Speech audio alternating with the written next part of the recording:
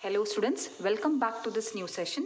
In this session, I am continuing with the same module, a new topic in the same module, that is solution of a non-homogeneous differential equations. Okay, so far we learned in my previous sessions how to solve a homogeneous differential equation, and you all know the various steps to follow and the rules how to write YC.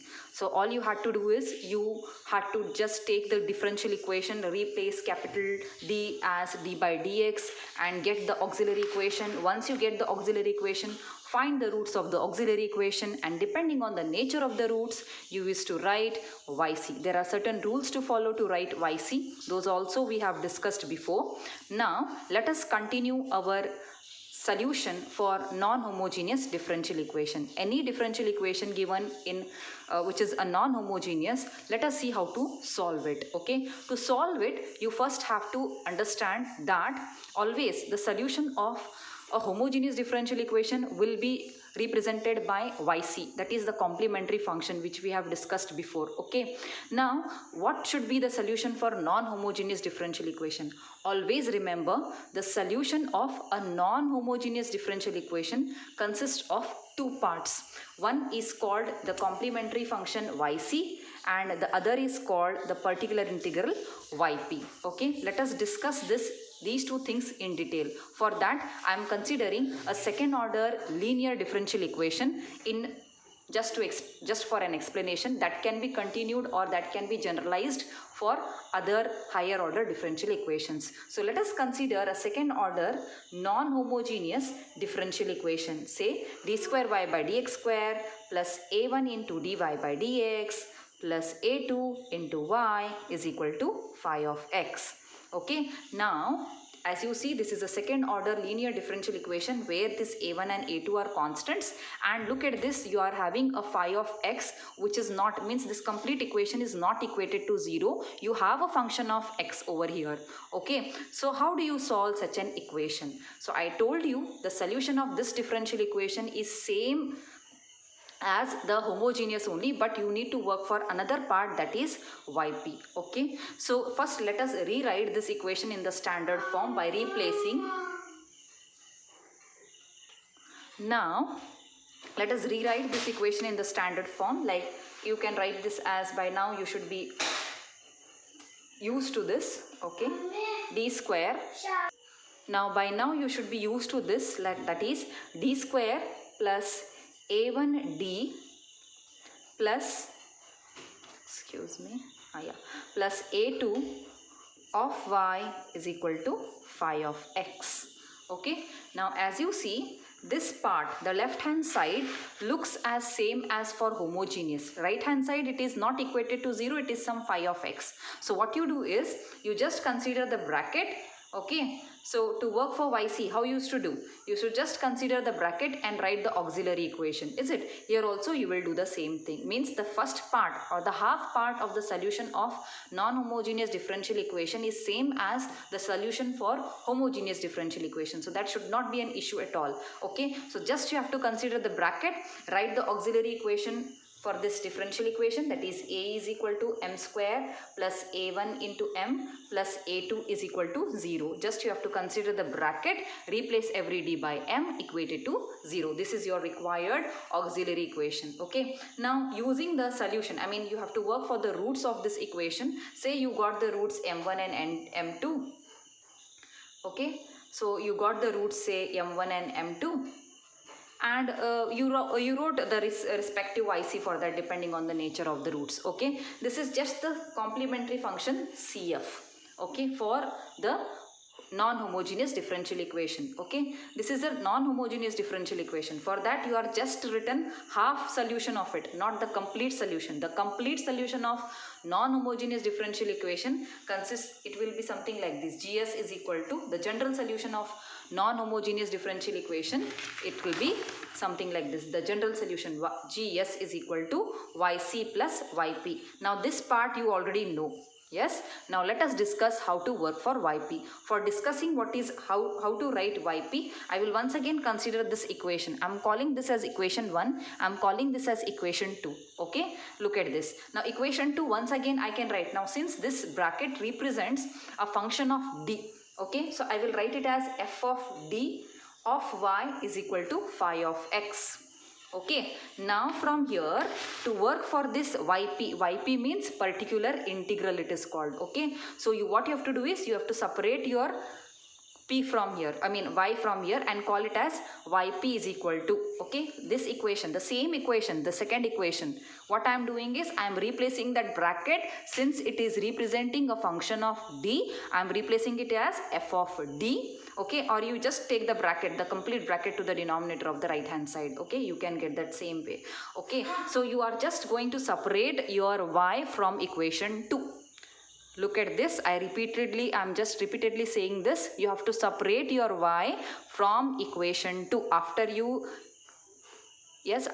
replace d by dx by capital D and take out your y common. From there you are going to separate your y and call it as yp, that is particular integral, that is equal to phi of x divided by f of d.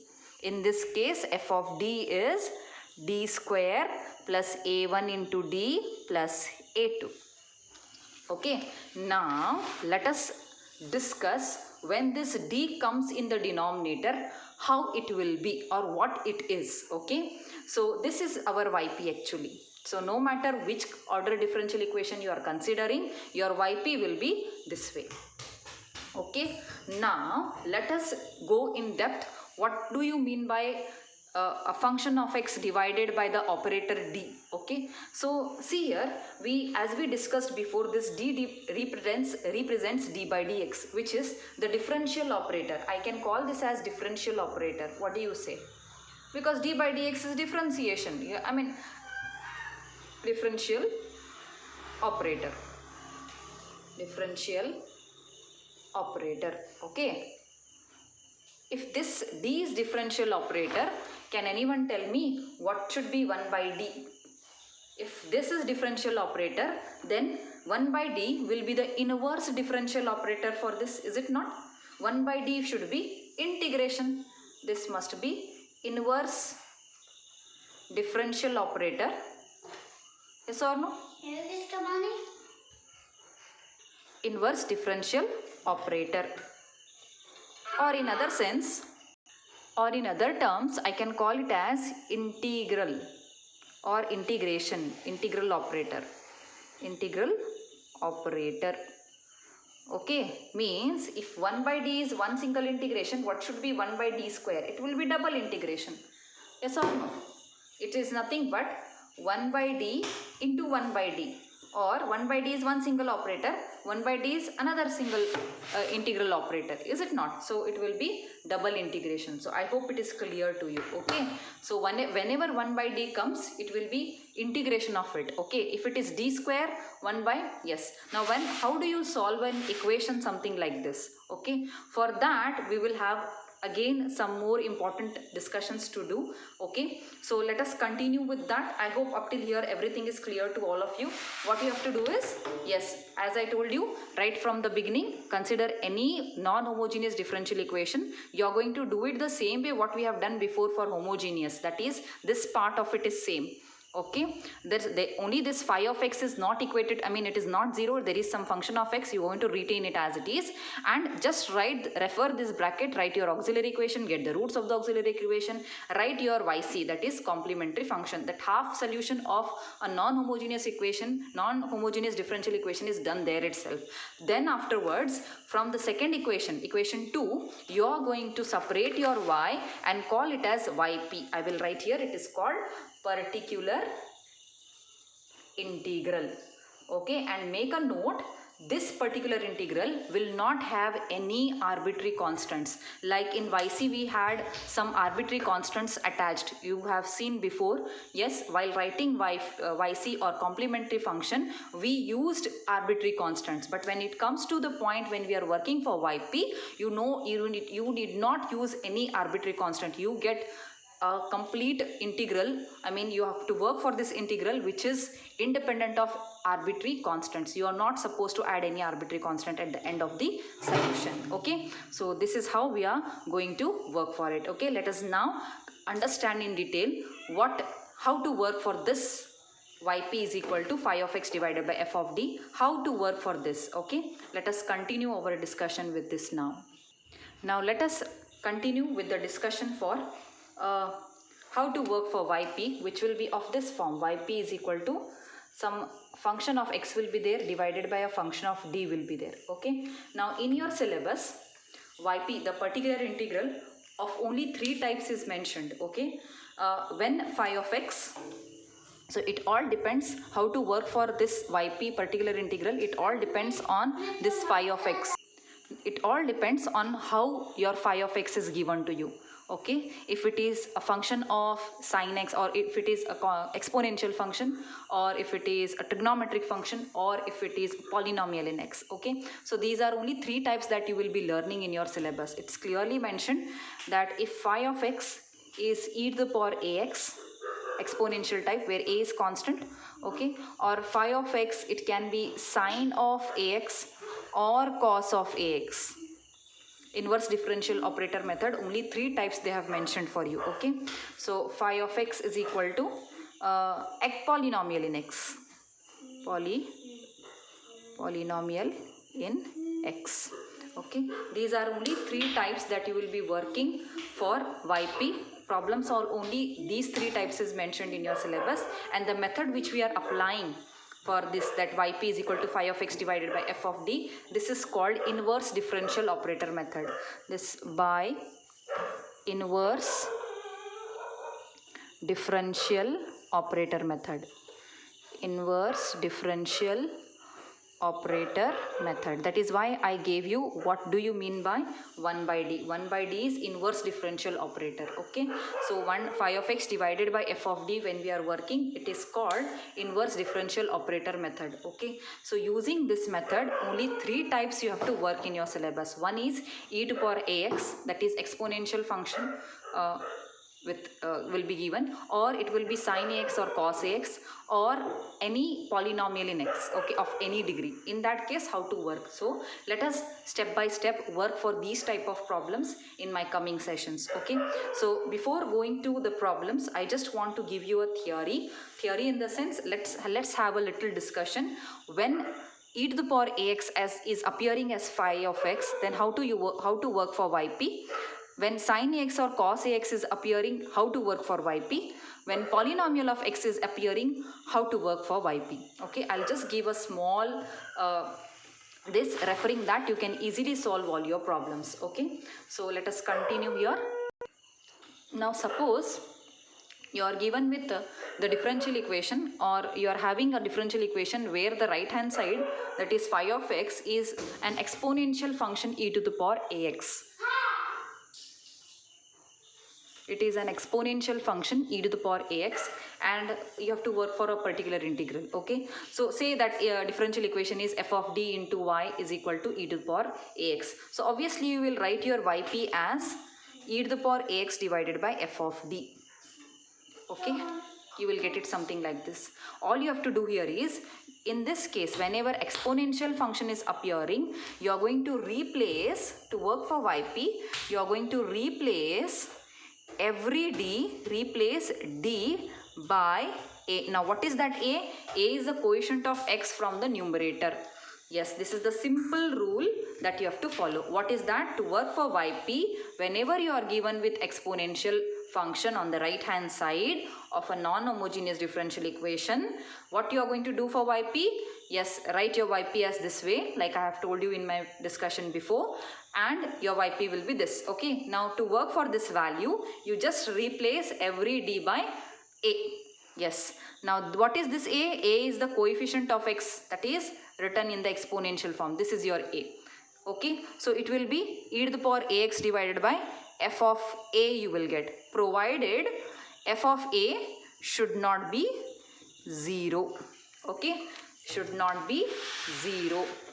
And if it is 0, now suppose there will be some cases wherein f of a, after when you replace d by a, you may end up with f of a turning 0. In that case, this denominator turns 0. Okay, if that is happening, if it is not 0, it will work. And if f of a equals 0, then your yp should be what you will do, you will write one x in the numerator. That is the rule. What is that rule? If your f of a is 0, yes, after when you replace d by a, if your f of a is 0, then you attach one x in the numerator. This is the rule, please remember this. X in the numerator into the same numerator e to the power ax divided by, see this x is written far away from this, okay, numerator as it is, but the denominator will change to f dash of d. That is derivative of f with respect to d. Whatever polynomial in d you have in the denominator, you are going to differentiate it with respect to d only and write it. Okay, and the meaning why I am writing this x away from this fraction, just because this f dash of d is no more operating on x. It is only going to operate on this. And why are we attaching one extra x over here? Because f of a is 0. After substituting d by a, you are getting f of a 0. In that case only we write x, otherwise not necessary. This will be the final answer. This is the final answer if f of a is not equal to 0. If it is equal to 0, then we have to work for this.